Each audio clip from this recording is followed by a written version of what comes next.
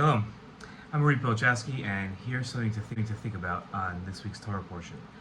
We were told that there are three angels that visited Avraham. One was there to announce to Sarah that she was going to have a son. One was to overthrow the city of Sodom, and one was to cure Avraham.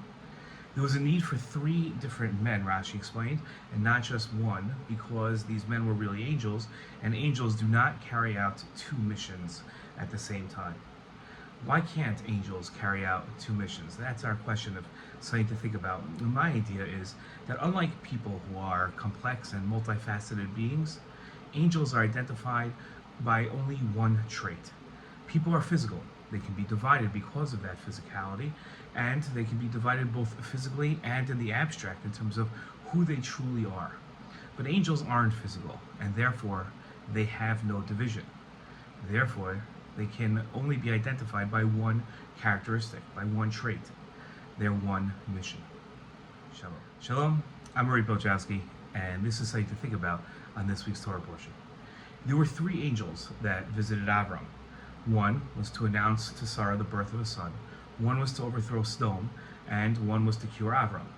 There was a need for three men and not just one because they were angels, and angels don't carry out two missions. As we explained, unlike people who are complex and multifaceted beings, angels are identified by only one trait, and that is their mission. Now, what are the three traits manifested in these three missions of the three angels? The first is birth, which is building the future. In this case, the next generation of the Messiah with Yitzchak. Overthrowing Sodom and destroying Sodom is destroying the past. In this case, destroying the evil in the world. And the third mission was curing Avraham, which is rehabilitating the past to maintain the present. In this case, Avraham's work spreading ethical monotheism.